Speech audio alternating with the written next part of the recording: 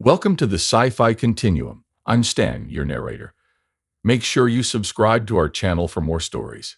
The Zarin Intergalactic Emporium sprawled like a miniature city across the starry void, a beacon of commerce and chaos orbiting the crimson glow of the gas giant Varan 5.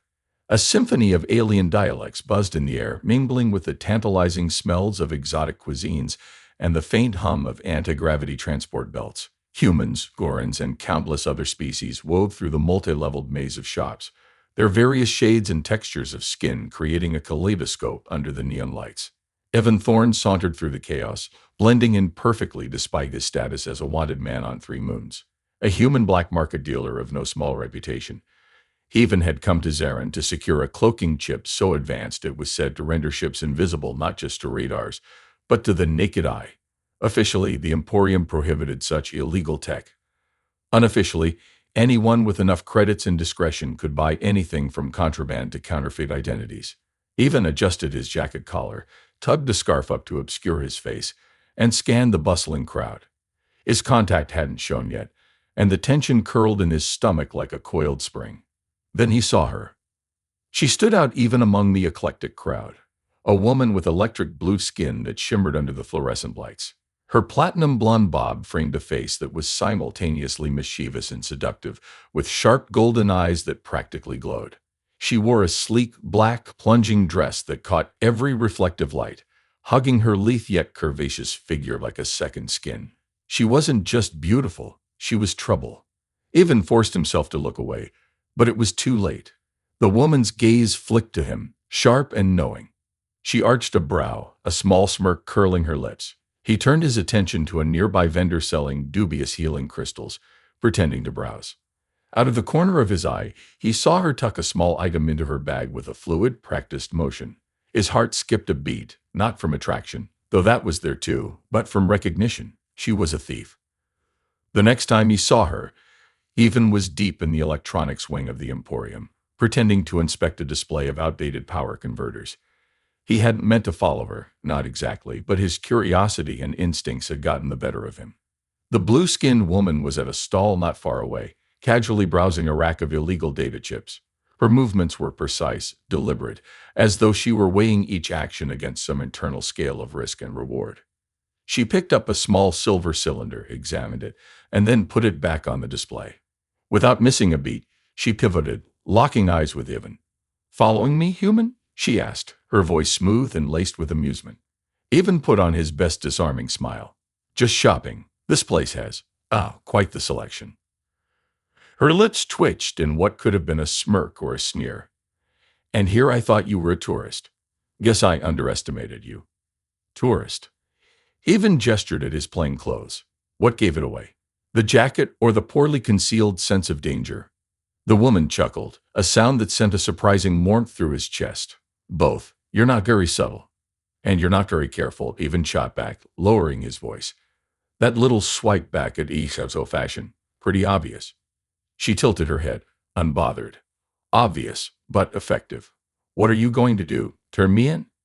Evan hesitated, its grin faltering. She took a step closer, close enough that he caught a faint, intoxicating scent, something floral and alien. "Relax," she said softly, her golden eyes glinting with mischief. "You don't strike me as the law-abiding type." What gave it away this time? The shirt and the poorly concealed sense of danger.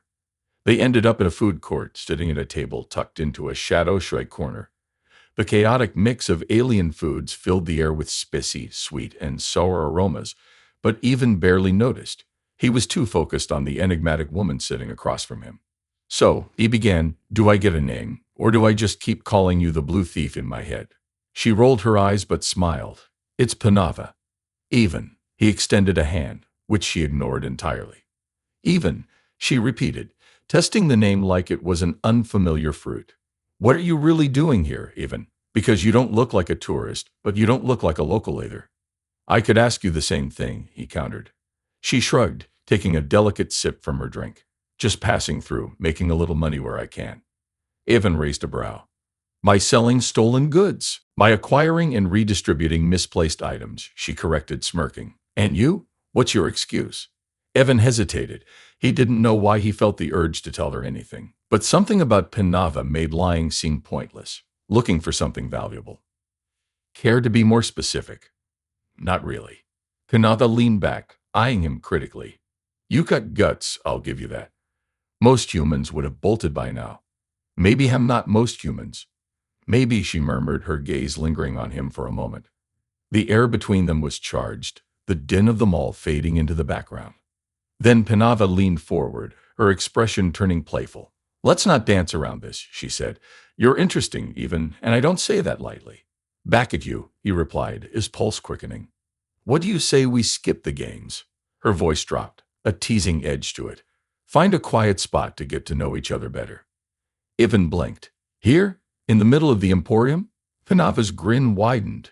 It's risky, but let's do it anyway, human. They found a secluded virtual reality pod near the edge of the entertainment district.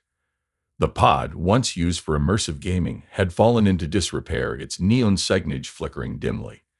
Evan pushed the door open, and Panava stepped inside, her movements sleek and confident. The air inside was thick with the faint smell of ozone and disuse, but neither of them cared. You sure about this? He asked, his voice low. Panava turned, her golden eyes gleaming. Are you? Evan didn't answer. He closed the door behind him, and in the dim, intimate glow of the pod's malfunctioning lights, they closed the distance between them. Her touch was electric, her skin cool and smooth under his fingers. Their kisses were a blend of heat and urgency, a reckless collision of two people who should have been enemies, but couldn't seem to resist each other. Panava's laugh, soft and breathless, broke through the haze. You're full of surprises, even. You've got no idea, he murmured, pulling her closer. After a few more intense kisses, she fell down on her knees, pleasing him gently. The world outside the pod ceased to exist, the only sounds the noise of the station and the quiet breaths they shared. It was impulsive, dangerous, and utterly exhilarating. But the moment couldn't last. A sharp, blaring alarm pierced the air, shattering their bubble of intimacy. Panava pulled back, her expression shifting from playful to alert in an instant. Security, she said, grabbing her bag. Ivan swore under his breath. What did you do?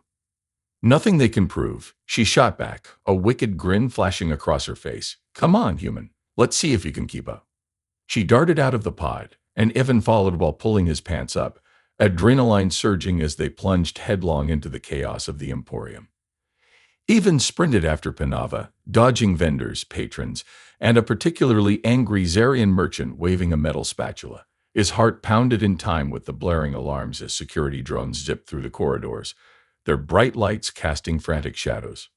What did you take? He hissed as they ducked behind a stall selling questionable love potions. Wouldn't you like to know? She teased, golden eyes dancing with amusement. I'd like to know if I'm about to get blasted for something I didn't even steal. Relax, human, Panava said, pulling a small silver device from her bag. This little beauty is worth more than your entire planet. I couldn't resist. Ivan stared at it, his stomach sinking. Is that the cloaking chip? Panava's grin widened. I had a feeling that's why you were here. Ivan groaned. You couldn't have just let me buy it. Where's the fun in that? Before he could argue, a pair of security guards rounded the corner, their blasters drawn.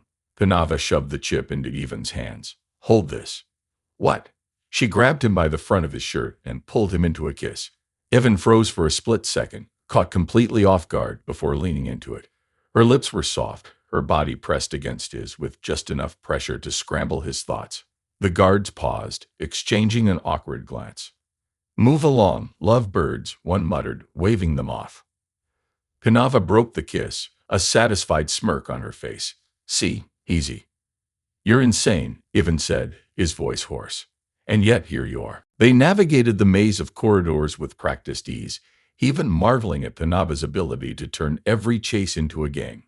At one point, she pulled him onto an anti-gravity escalator that floated them effortlessly to a higher level, the neon-lit shops blurring past. What's your plan? Ivan asked, clutching the rail as they ascended. Plan. Panava tilted her head as though the concept was foreign. We get out, we sell the chip, and we both retire to some paradise planet. Sound good? Great, except for the part where security's still after us. As if on cue, a drone appeared above them, its spotlight illuminating their faces. There they are, a robotic voice announced. Panava grabbed Ivan's arm. Time to improvise. She yanked him off the escalator, and they tumbled onto a vendor's stall, sending crates of glowing orbs scattering across the floor. The vendor, a squat alien with translucent skin, shrieked in indignation. Sorry, Ivan called as they sprinted away.